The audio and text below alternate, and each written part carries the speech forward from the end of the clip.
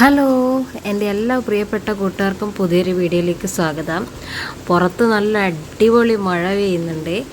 അപ്പോൾ ഈ മഴയത്താണല്ലോ നമുക്ക് ഓരോരോ പൂതികളുണ്ടാകുക. പൂതികൾ എന്ന് പറഞ്ഞാൽ ഭക്ഷണം കഴിക്കാൻ, ഈവനിങ് സ്നാക്സ് ആയിട്ട് പലതരം ഭക്ഷണം, പിന്നെ പായസം കുടിക്കാൻ തോന്നുന്ന, ചൂടുള്ള പായസമൊക്കെ കുടിക്കാൻ തോന്നുന്ന സമയമല്ലേ ഇത്. അപ്പോൾ ഇന്ന് എനിക്കും തോന്നി അങ്ങനെ ഒരു പൂതി.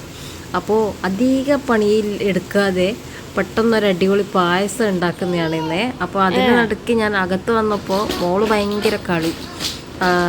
ആ കവറിൽ അവളെ മറ്റേ ബിൽഡിംഗ് സെറ്റില്ലേ അതെടുത്തിട്ട് കുലുക്കി കളിക്കുകയാണ്. അപ്പോൾ ഞാൻ ചോദിക്കുകയാണ്, എനിക്ക് പേടിയുണ്ടോ? ഞാൻ ഇടയ്ക്ക് ഭയങ്കര കരച്ചിൽ കരയുമ്പോൾ പേടിപ്പിക്കാറുണ്ട്. ഞാനൊരു വല്ലാത്ത സാധനമാണ് നിങ്ങൾ പറയാറ്. ഇടയ്ക്ക് ഭയങ്കര വാശിയായിരിക്കും ഒക്കെ. ആ സമയത്ത് ഞാൻ മക്കാച്ചിന്നും പറഞ്ഞിട്ട് പേടിപ്പിക്കാറുണ്ട്. ഇപ്പം ഞാൻ ചോദിക്കുക എനിക്ക് പേടിയുണ്ടോന്ന്. അപ്പം പറയാം പേടിയില്ല അവസാനം നിങ്ങൾ നോക്കോളൂ എന്താ ചെയ്യുന്നത്. അതാ ഇപ്പം നിങ്ങൾ കമൻ്റ് അയക്കും ഭയങ്കര ദുഷ്ടത്തെയാണ്. അപ്പം ഇവളെ എന്നിട്ട് ഒന്ന് സമാധാനിപ്പിച്ച് ഇവളെ കളിക്കുന്ന സമയത്ത് മഴയായതുകൊണ്ട് പുറത്ത് ഞാൻ കൂട്ടിയിട്ട് പോയില്ല. കടയിൽ പോകുമ്പോൾ ഞാൻ വിചാരിച്ചു പാലട പായസം, ഇൻസ്റ്റൻറ്റ് പാലട അതുണ്ടാക്കി കുടിച്ചാലോന്ന്.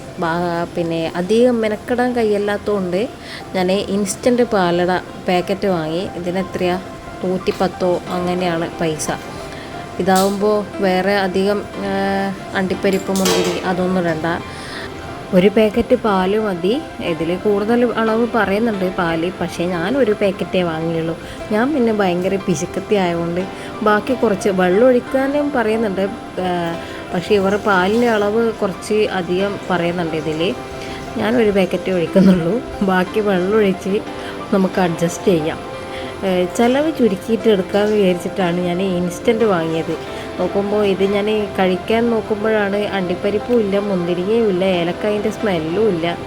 പണിയെടുത്താൽ അടിപൊളി ടേസ്റ്റുള്ള പായസം കുടിക്കും. പക്ഷേ ഇത് നല്ല ടേസ്റ്റ് ഉണ്ടായിരുന്നേ, അതിൻ്റെ ഒരു പോരായ്മ ഉണ്ടായിരുന്നു.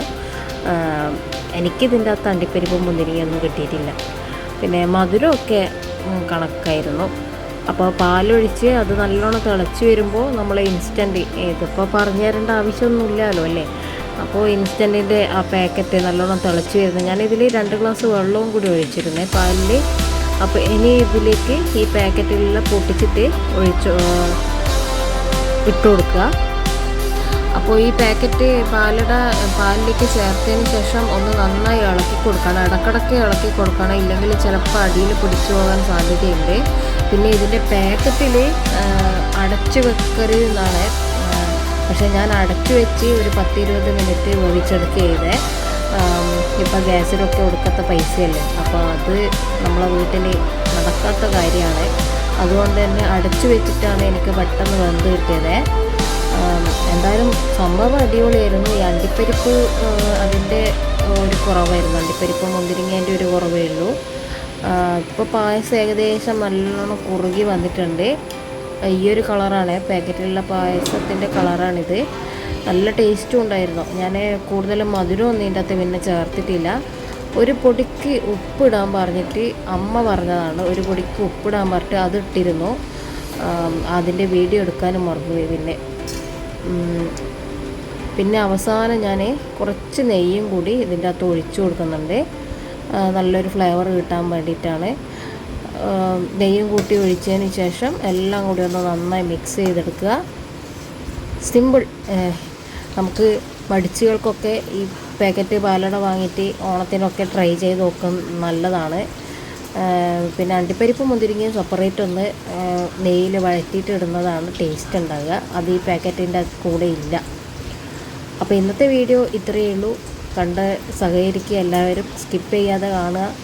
ചാനലിൻ്റെ അവസ്ഥയൊക്കെ എല്ലാവർക്കും അറിയാമല്ലോ, ഞാനൊന്നും പറയുന്നില്ല. അപ്പോൾ ഇനി അടുത്തൊരു നല്ലൊരു വീഡിയോ ആയിട്ട് വരാം. അതുവരേക്കും ബൈ.